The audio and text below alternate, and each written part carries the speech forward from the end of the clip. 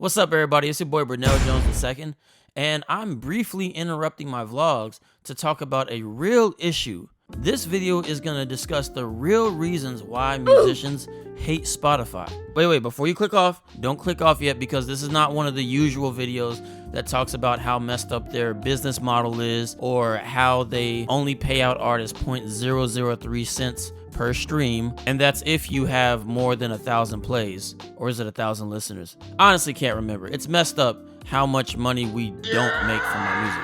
But this is not a video necessarily talking about how Spotify is stealing from us and how the distributors are taking from us. This video is talking about expenses. Now, I recently had a song, go check it out, with the wonderful singer Jasmine James that somehow made it over 100,000 streams. And I was rolling in the dough when I got the check for like $267. Oh my God. Oh, hell. Like, come on, I live in New York City. What is $267 gonna do for me? Now, just to be transparent, because the singer also contributed to writing the song, she did also get a split, but the total amount of money we made is less than $500. So come on, guys, like, let's be real here. Spotify ain't paying enough. But I want to show you the perspective of what it takes and how much it costs to really be a successful musician, or just a musician who wants to make music, you know what I'm saying? So I want to start off with talking about equipment.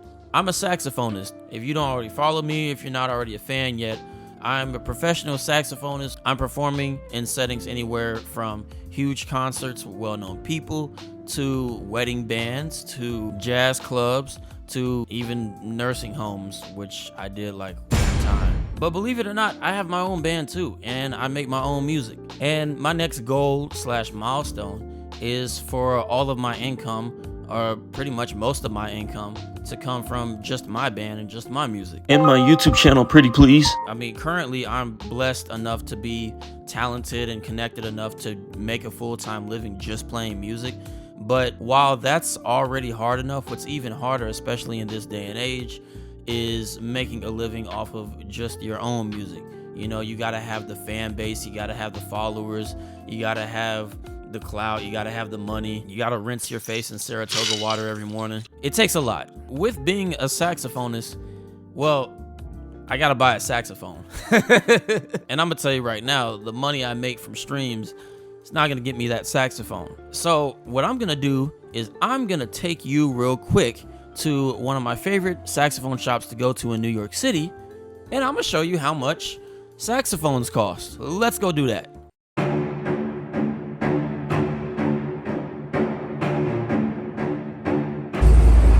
All right, here we are.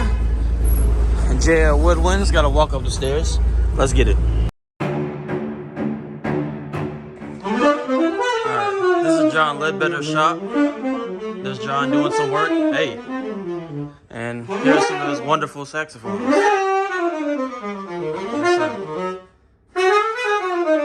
So, which saxophone is this, and how much does this one cost? Yeah, that is the JL Woodwinds Artist Edition. Right there, oh, JL, right? JL. Over here? Right. Yeah. That's $4,350. Okay, cool. Yes, sir. You mind if I try it out real quick? Get in there.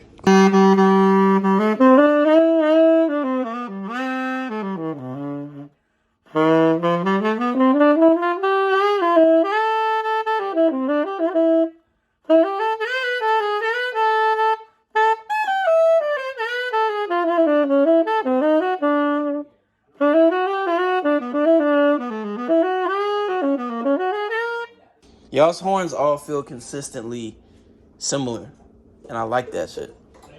Like, for real. That's it. It's very impressive because I'm very critical of saxes. 123,000. Okay. Oh, this is a Mark 6. Summer Yeah, Mark it's a Mark 6. 6. Okay, cool. And how much does this cost around? This is probably about 13,000.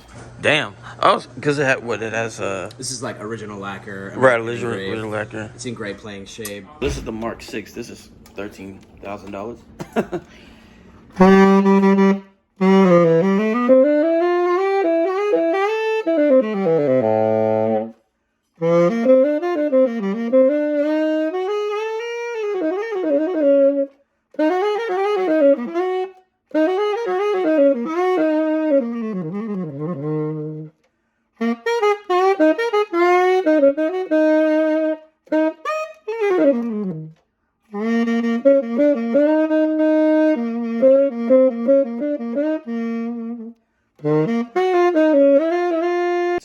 saxophones don't cost this much, but this is an exception.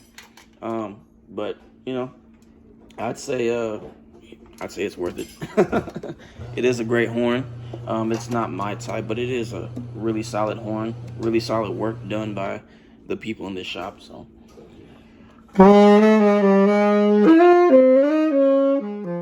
this is a Yamaha 62, and how much does this one cost? It's like, actually, hold on. It's like $4,000. Yeah, $4,000. Not too bad, honestly.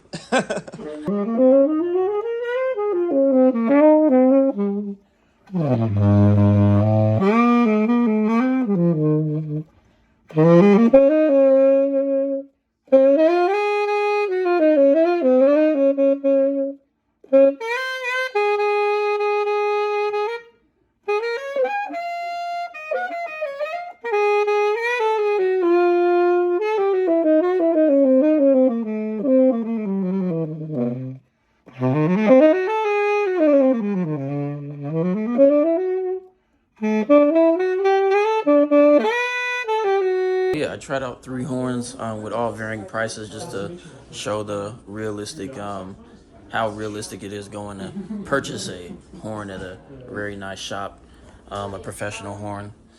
And so that's really how much it costs being a saxophonist, and that's not even including mouthpieces and cases and all the other things we have to buy. All right, so I didn't want to talk too much in there because one of the saxophonists who works at the shop was helping somebody purchase a saxophone. He was talking to him and everything, so I didn't want to speak over him because it's very small in there. You know, this is New York. But the first saxophone that I tried was a John Ledbetter horn, which is, you know, the person who owns the shop, he makes his own horns. That one, I can't remember, $4,300, which is just around the amount that I paid for mine because I bought one from him a couple years ago.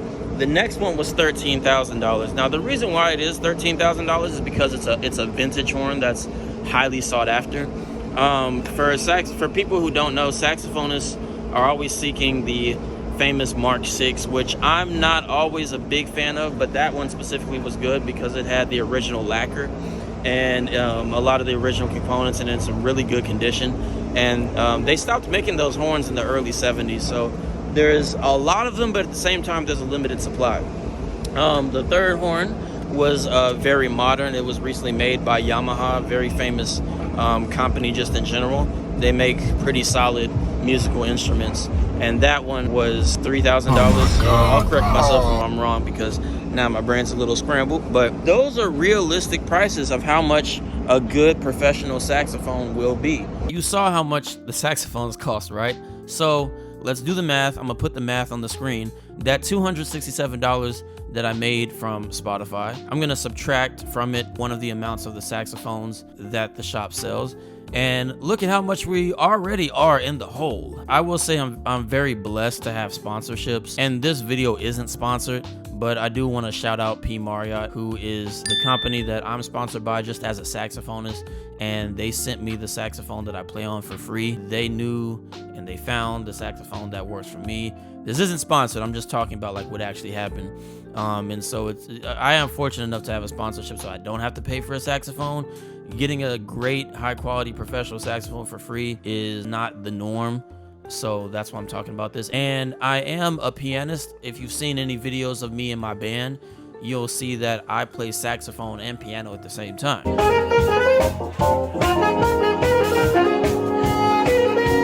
The keyboard that I use, it is one of my favorite keyboards. It is the Nord Electro 6D. And look, musicians, we already know how much Nord be charging for them keyboards. Oh my God. Oh, hell. Let's add that to the bill. Being broke, being in debt. Oh man, let me tell you, it's really fun. I think being a musician who wants to make money off of just streaming services like speed running homelessness. And why not? Just to throw it in, just to add it. Let's talk about mouthpieces. I just want to talk about the fact that mouthpieces for saxophone, you know, the thing that you put your mouth on that helps make the sound, those aren't cheap either. I have a few mouthpieces that I didn't pay for, but for the sake of this video, I will talk about the cost of those. Last time I checked on the Sios website, Sios is a company that makes 3D printed mouthpieces out of France. They've sent me a few mouthpieces. I've been trying them. These things ain't cheap either. They're like, I think over $300. So I guess if I'm trying to pay for my equipment with Spotify streams, I might have to look for financing my mouthpiece through Klarna, which I do not recommend that. Let's not do that. Let me tell you, I know not every artist is a saxophonist, but I guarantee you, every artist has to buy their own equipment in order to start recording themselves, you know, so that they can put stuff out there, so that they can eventually work their way up to being able to book a high quality studio. And that equipment ain't cheap either. Sound equipment, this microphone, and this isn't even nearly one of the expensive microphones on the market. I make music in my apartment. I don't record my albums there. I book a studio, but that is for later in the video. And we're gonna take a trip to Guitar Center and show you how much basic recording equipment that you need cost. All right, I'm outside of Guitar Center in New York. Now I know you're wondering why I have a short sleeve shirt on. Well, I just came from the gym. And also it is warm today, even at nighttime. Like I don't really need a jacket right now. So we're about to go in and check in some prices. Hopefully I don't get in trouble for recording. We'll see. All right, so these are the speakers I have. I think it's the Rocket 5s that I have. I definitely paid more for them, but they're a little less now. I think it's $99 each. Or if you want the 7s, it's $269 each. But the thing is, it's $269 each, right? So you're not gonna buy a set of speakers like I have right together. You gotta pay for them individually. So that's added to the cost. Obviously, you need 1/4 inch cables. So those are the 1/4 inch prices. You're probably gonna need XLRs, especially because the XLR is what goes into the mic. So every one of these is like basic stuff that people are gonna use. Now, obviously you don't need the KRK Rockets, like that's kind of a little bit more high end, but even the cheaper ones are gonna cost you some bread, like at least $100. You're gonna wanna get a basic condenser mic. $299. It sounds way better than $299. Right. Yeah. Oh, Warm Audio too. I like Warm Audio's equipment. I have this one. I like it. It sounds great. Right. For, like best mic under 600. And it's half that. You know nice. What I mean? Yeah. Thank you. Of course, man. Headphones too for your studio setup. They cost around this much, like $149. You can probably also find even some cheaper ones. What's up, everybody? I'm editing right now, and I actually forgot to mention these bad boys. These were my first studio headphones that I bought when I was first trying to start my budget studio setup. So you don't actually even have to spend $150 on some headphones. You can buy these for $40. I bought them in store for $50, but it seems like the website now sells them for $40. So yeah, here's some basic MIDI controllers. Mine is a little bit more expensive because I have a bigger one because I like to play full keyboard. Mine is like worth $140 or something, but MIDI controllers can take you a long way. See that touchpad up there on the top of the MIDI controller? You can use that to, play your beats live, whether you quantize it or not. And, the keyboard, you can use that for, actually playing stuff. Don't even get me started with interfaces. I mean, the Focus, right? The Scarlett is the basic one that everybody gets. It sounds good and it does exactly what you need. Over here, it's $160. A lot of people like the Apollo Twin. Oh, these are used too.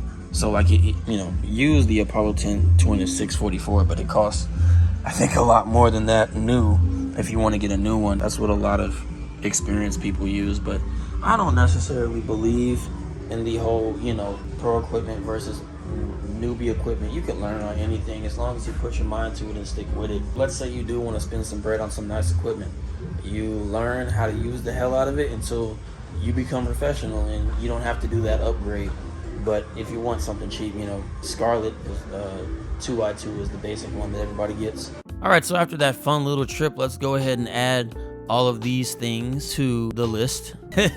We just getting deeper and deeper in this hole. This is crazy. Real quick, at the time of releasing this video, my show is in a few days. You can catch me and my band April 3rd in Times Square, New York City at the Paramount. So if you're anywhere in New York City or anywhere around New York City, I suggest you pick up your tickets. It's in the link below. I would love to see new faces. I would love to see y'all hearing my music. It's all my original music, of course. I recommend buying the tickets now rather than waiting to buy them at the door, because they're going to be a little bit more expensive at the door. So go buy those tickets. My band is amazing, and I have an excellent singer. All right, back to the video. All right, so I recently released an album. By recently, I mean like at this point, I think maybe 5-6 months ago. It's been a while, but I did recently release an album, and I'm working on a new EP, which I'm not going to announce yet because it's still in the planning stages. But as a performing musician who wants to sell merch at their shows and wants people to be more connected to the music, the best move for me and a lot of independent musicians is to actually have physical media. Yes, streaming is the future. It's happening right now. But you wouldn't believe how many people are really into buying vinyls, buying CDs even, or buying tapes, just because they know that they're contributing to the artist, they're contributing to their growth, and it's like having a piece of the artist or a souvenir. I recently released these vinyls of my last album. My album is called Typewriter. I can't take the vinyl out because it's wrapped in plastic, but it's purple, right? Wonderful album. It has 13 songs on it, and I worked really hard to produce this album, right? Well, what goes into producing an album that's gonna make you only a few $100s off of Spotify? Well, studio time. Studio time. Now, every studio charges different. We can get into rates, but I'm not going to get into rates. I'm just going to say, let's say the studio that I recorded my album at, let's say they charge $500 for the amount of time that I recorded each day, right? So I remember I had 3 studio sessions, because it's a long album. I mean, 13 songs, so many takes, so many overdubs, so many this and that, right? So 3 days of recording, $500 each because of how long it takes, right? Because most studios charge by the hour.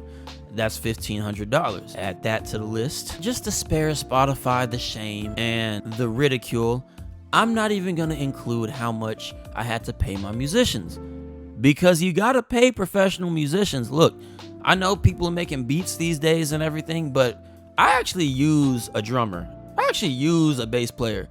I actually use a singer who's not AI. So I gotta pay those people. Creating this vinyl right here, as a way to sell merch and give fans a piece of what I created. 100 of these, right, is about $1,400. I remember I spent roughly $1,400. It was actually a little bit more than that, but including, you know, shipping from the company who produced the vinyls, tax. I mean, yeah. It was a little bit over $1,400 for 100 vinyls, right? That's like $14 and some change per vinyl, right? In order to actually make money, you got to raise that price when you sell it. So I know people who sell their vinyls for $25, $30, even $40, right? So that if they sell all their vinyls, they'll make that back and then some, and then they can reinvest that into more vinyls and more merch, right?